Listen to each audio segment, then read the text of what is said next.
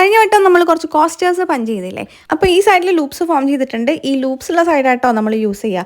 അപ്പോൾ അതിൻ്റെ ബാക്ക് സൈഡിൽ നമ്മളിതാ ഇതേപോലെ കുറച്ച് ഗ്ലൂ ആക്കി കൊടുക്കുക. അതിൻ്റെ ചുറ്റിനും ഒന്നും ആക്കി കൊടുക്കണം കേട്ടോ, കാരണം നമ്മൾ കട്ട് ചെയ്യുന്ന ടൈമിൽ ക്ലോത്ത് ഇങ്ങനെ വിട്ട് പോരാണ്ട് നിൽക്കാനാണ്. പിന്നെ ലൂപ്സുള്ള ഭാഗത്ത് ലൂപ്സ് പൊങ്ങി നിൽക്കുന്നുണ്ടെങ്കിൽ അതൊന്ന് ജസ്റ്റ് ഷേപ്പ് ചെയ്ത് കൊടുക്കുക. പിന്നെ നമ്മളിതത് മൊത്തത്തിൽ കട്ട് ചെയ്തെടുത്തിട്ടുണ്ട്. എന്നിട്ട് ഇതേപോലെ ഉള്ളിലേക്ക് ഇങ്ങനെ ലൈനായിട്ട് ഒന്ന് വെട്ടി കൊടുക്കുക. ഇനി ഗ്ലൂ ആക്കിയിട്ട് ഒട്ടിക്കുക. ഞാനിവിടെ ഗ്ലൂ ഗണ്ണാണ് യൂസ് ചെയ്തത്. ഇതല്ലാതെ വേറൊരു മെത്തേഡും കൂടി ഉണ്ട് കേട്ടോ, സ്യൂ ചെയ്തിട്ടുള്ളത്. ഇനി കുറച്ച് കട്ടിയുള്ള ക്ലോത്ത് എടുക്കണം ഇതിൻ്റെ ബാക്കിൽ സ്റ്റിക്ക് ചെയ്യാനായിട്ട്. ഞാനിവിടെ എയ്ത എന്ന് പറഞ്ഞിട്ടുള്ള ഒരു ക്ലോത്താണ് എടുത്തിട്ടുള്ളത്. ആക്ച്വലി ഫെൽറ്റ് ക്ലോത്ത് ആയിരിക്കും കുറച്ചും കൂടി നല്ലത്, പക്ഷെ അതിപ്പോൾ എൻ്റെ കയ്യിൽ ഇല്ലാത്തതുകൊണ്ടാണ് കേട്ടോ ഇത് യൂസ് ചെയ്തിട്ടുള്ളത്.